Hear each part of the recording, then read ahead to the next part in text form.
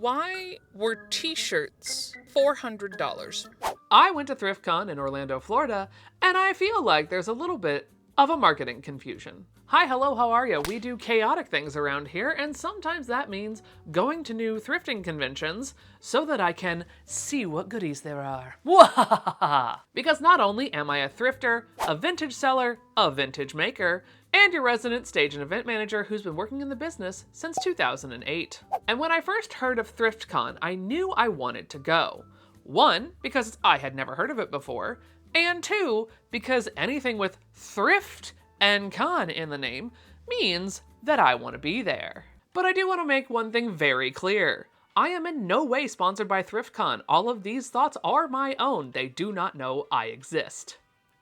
Although I guess they might after this video. And Thriftcon bills themselves as the nation's premier vintage clothing and collectible convention. Thriftcon is a vintage shopper's dream, featuring 100 plus curated vendors as well as multiple activations and installations celebrating vintage and retro culture.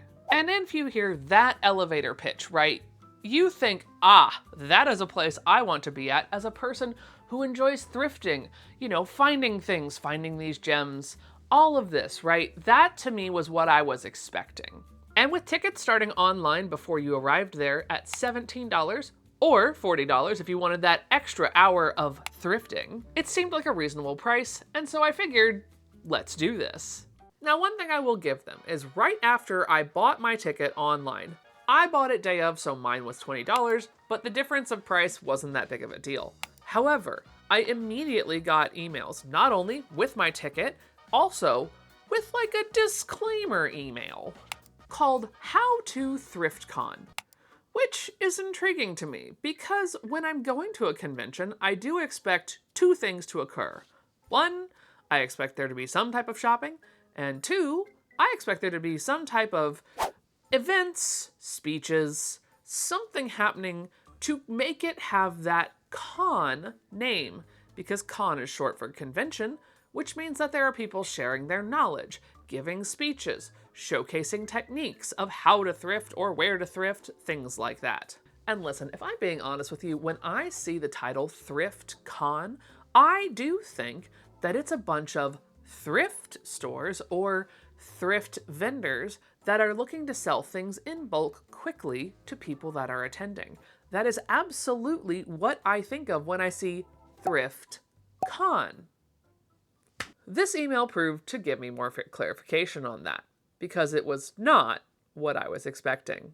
Once you click on the How to Thriftcon button, you are taken to another page that says, Thriftcon is not a thrift store. Do not expect to find thrift store pricing. Here's my thing. If you have to immediately after people buy tickets, send them a separate email to say, hey, by the way, you're not actually gonna get thrift store prices here. Maybe we need to look at the name. I'm just saying, I know you all spent a whole bunch of money on all the branding, all the balloons, the logos, the giant t-shirt walkable thingy slapped with Thriftcon all over it. But if you have to send a separate email to explain that your con is not what we think it's going to be, there's some misalignment in expectation versus reality here. And listen, you're allowed to disagree with me. If so, let me know in the comments. But also, if you had a better time, as my lovely compatriot on this platform, Swell Entertainment, says, if you had a better time than me, congratulations, you won. If you had the best time at Thriftcon, I love that for you. Truly, I do. But if, like me, you went in sort of kind of expecting it to be more of a thrifting thing, lots of vendors, some people talking, maybe some classes to attend, you also can't really fault me. But I digress. Let's finish with the How to Thriftcon. Every vendor has handpicked their products for quality, rarity, and style. This takes time, resources, and skill. Some pieces may cost more than you expect. Here's the thing.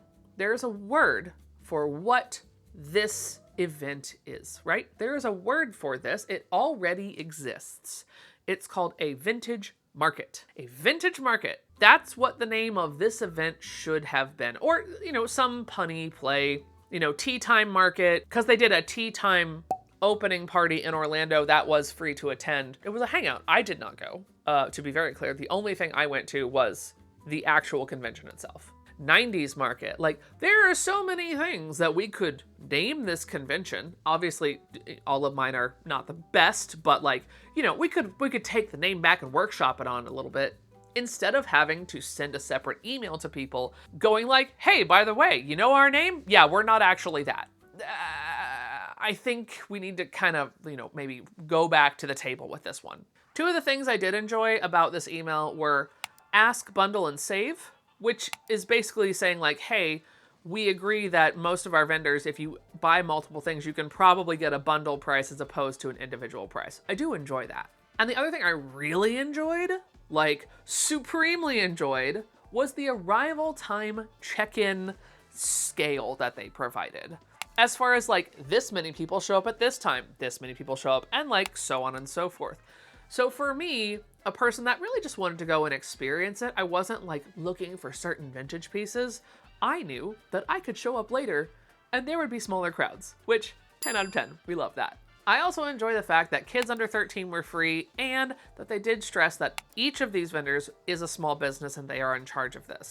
And at the very bottom of the page, I guess if you bought the ticket and you were concerned that what you purchased and what you are now getting are not the same thing, they do list their refund policy.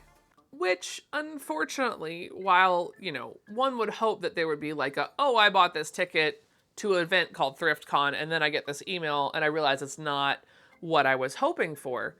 The top line in the refund policy feels a little combative. All sales final, except where prohibited by law, etc., etc., or subjective dissatisfaction with the quality, content, production, vendor mix, amenities, or any other aspect of the event. I'm not saying like the people that show up and are dissatisfied, that's not subjective to a refund. That's fine. I am saying that if someone bought a ticket, did not go, got the email about what it was because they didn't dig deeper, because it is 2025 and that does happen, you're not gonna let them refund because of your second email that you followed up with? Like they never even stepped foot on the premises? I really hope you guys are actually issuing refunds for that. Because I'm not gonna lie, when I got the email, had I not been doing this exact video, I was like, oh, this is actually not for me. But it is for me because I was intrigued about what it was then. Because if it wasn't what I thought it was going to be, what is it really then? And I have the benefit of being a content creator so that I can then provide that type of third person removed, no one is paying me experience. Now, the one thing I can't speak on are the parking prices because my friend dropped me off and my husband picked me up from the convention center. So I cannot speak on the parking prices, although knowing Orange County Convention Center, they were probably pretty freaking high. Although I did find someone on the r/Orlando subreddit who said they paid $38 for parking. And then Thriftcon did have one decent sign that I think was theirs that they brought along.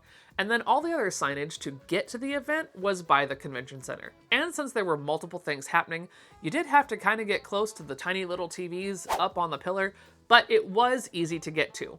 Because once you rounded the corner from coming down the escalator, it was very clear where Thriftcon was. I will give them this.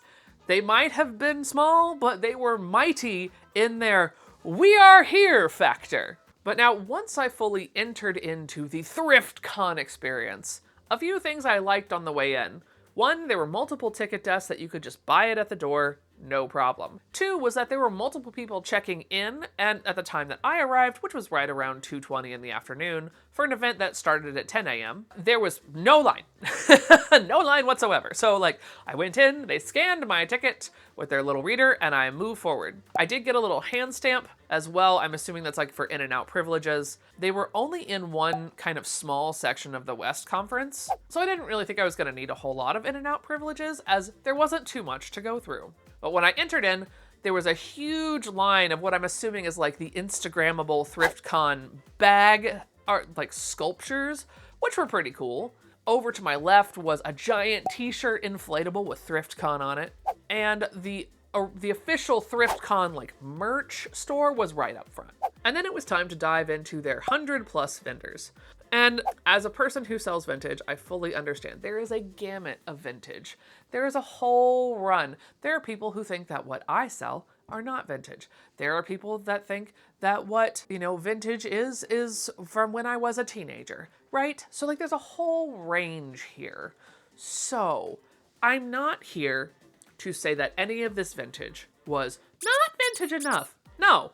If you are a younger person and you did not live through these times, then to you, that would be kind of vintage and kind of retro fun. I don't have an issue with that. As a matter of fact, some of the booths that I walked through, I loved getting to see things that I distinctly remember having in my room growing up. Looking at you, adorable little inflatable chair that I absolutely had definitely in my room. Those things were ridiculous. So I'm not here to listen to any of the comments that are like, this isn't vintage. All vintage is valid, right? I don't care. We don't care anymore. Etsy broke us. We've moved on from any type of hardline definition of what vintage is. But I will say, I was hoping for a wider spectrum of vintage. On their website, they also state that they're from the 1970s through the 2000s. So in my ideal world, is that gonna be for me? No, but I still wanna go look. I wanna go check out things. I wanna see this cool stuff from the 70s. I might not buy it, but I would like to see it. Not to mention that also the prices, while some were a bit on the more affordable side, primarily swung in the "oh holy Moses, why is this so expensive" range. But the prices were just outrageous. Like, it was literally Depop in real life. And my biggest issue was that if you did not have t-shirts, you were almost not vending. There were some booths, there were some jewelry booths, there were some household booths, there was a toy booth that I distinctly remember. 95% of these booths were just t-shirts. Just vintage t-shirts, jeans, jackets, things like that. And the thing is, that is not a vintage that's for me. Which just means that, huzzah, my wallet was safe. But I would have loved to see a bigger variety. There was 2 booths that I can remember that had a larger section of like dresses and sweaters. Oh no, I'm sorry. There was lots of sweaters too. Never mind. I love to look at the vintage dresses. It's really what I love to look at. There was one lady that had some glorious things from the late 60s, early 70s, but they were all quite small, so nothing was going to fit me. So again, wallet is safe. And then there was someone at the very back that also had a decent selection of dresses.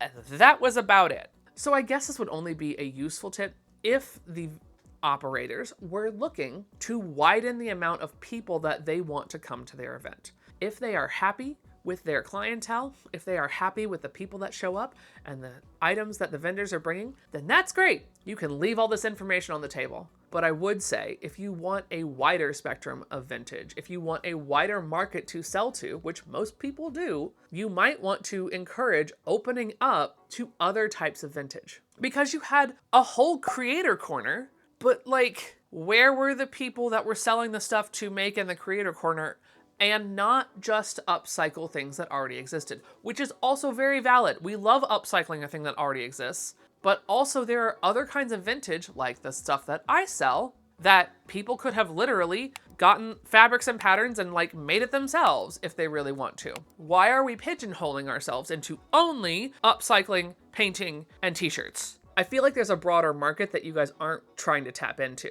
And again, if that's the type of clientele you want, great, we love to see it.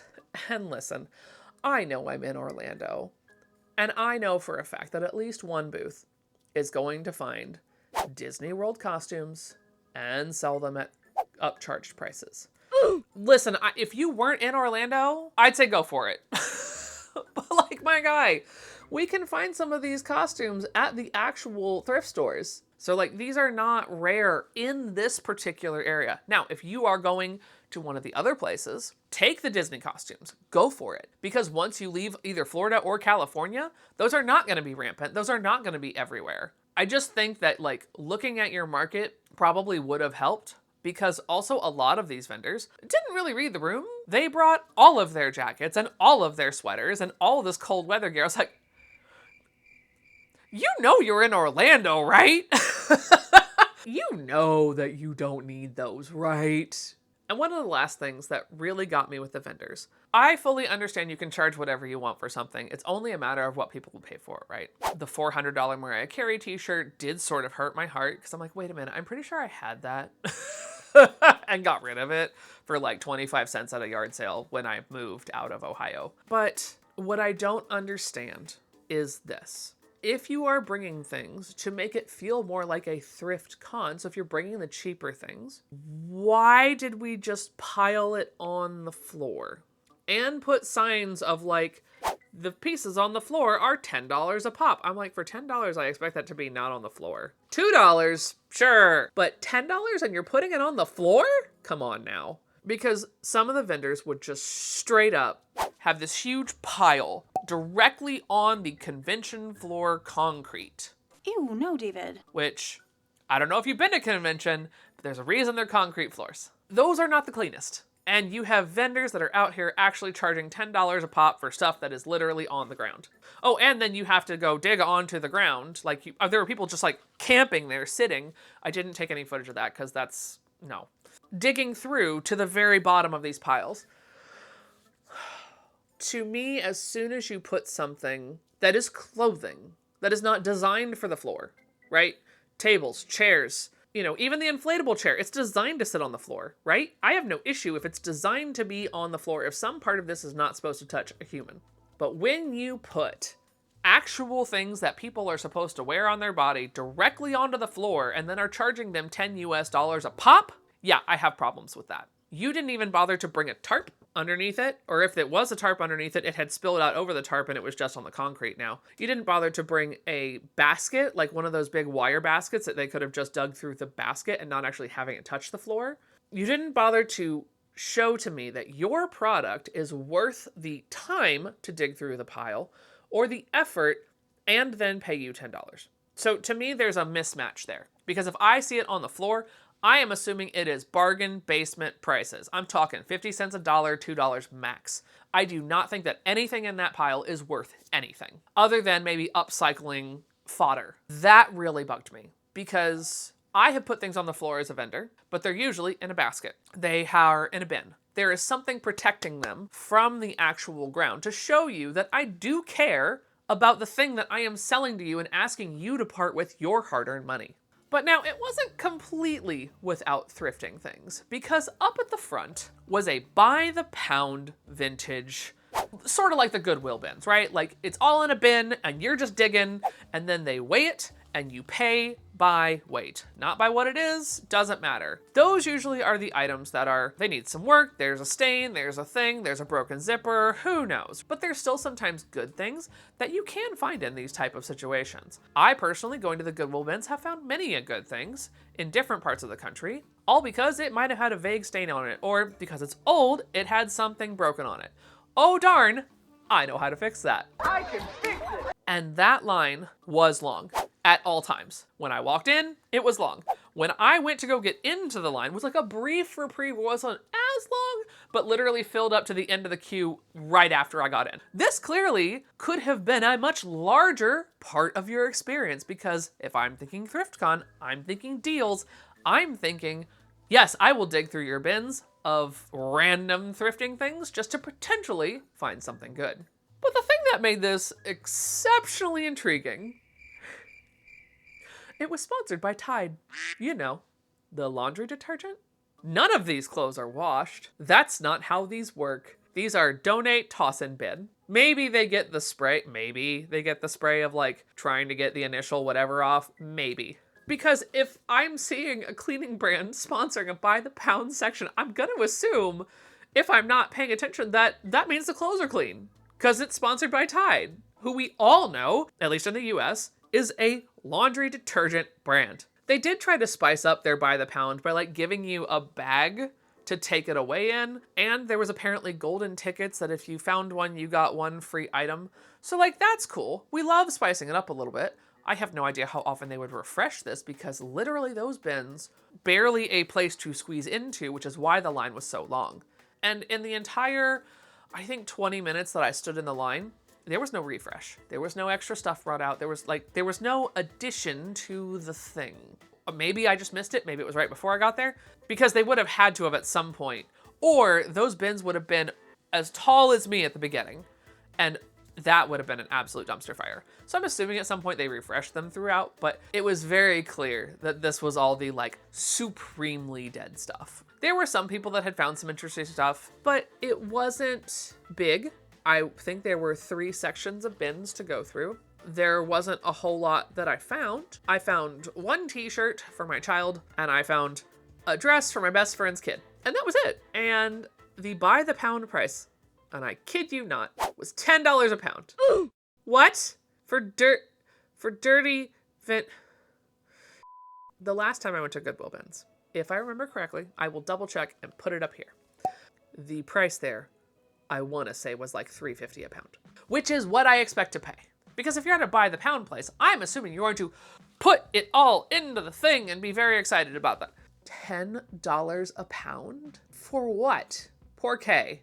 Please enlighten me. A pair of jeans is usually right around 2 pounds. You're gonna pay $20 for a pair of dirty and or ripped and or destroyed jeans? No, y'all. You need to drop those prices, period, full stop. Because that's insane. That is way too high. Even me, I was like, oh, well, I could add this, and then I looked at the pricing and I said, oh, no, I'm not. No, I'm getting the bare minimum. Which, if your goal is to sell through your by the pound stuff in the one day, that's right, this is a 1-day event. It was a Saturday from 10 a.m. to 5 p.m. If your goal is to sell through all of that, drop the prices, it'll go so much faster. That whole section absolutely boggled my mind. But hey, I did get handed a crap load of Tide Pods on the exit. So, I mean, I guess I saved myself $1.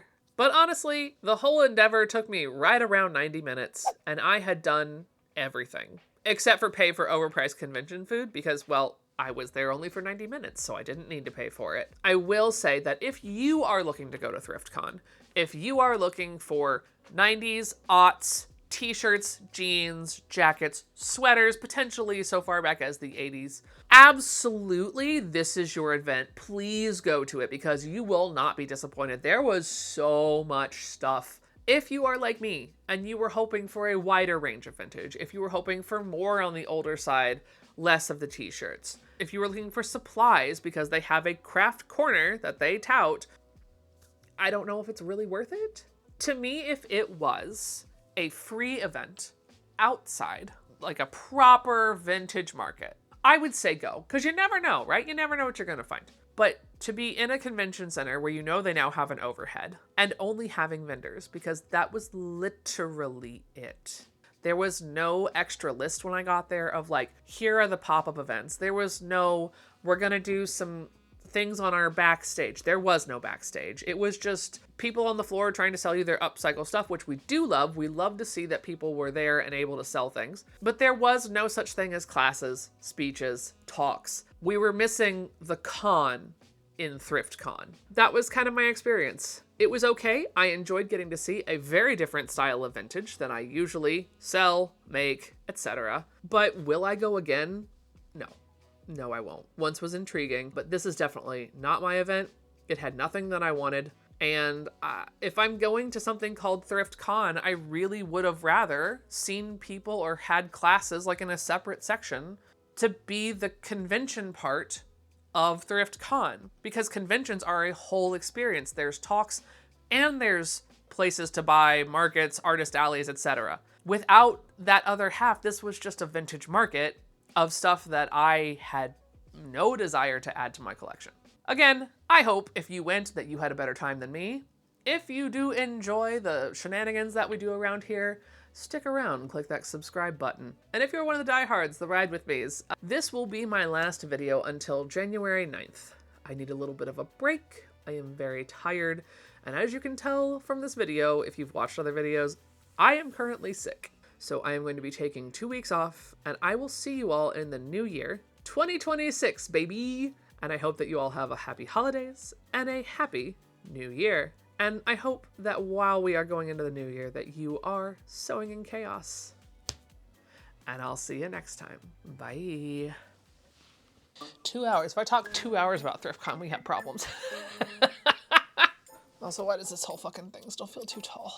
'Cause it is. Much better. Okay. This is gonna be so great being sick and doing this. And I gotta blow my nose. 'Cause I'm sick.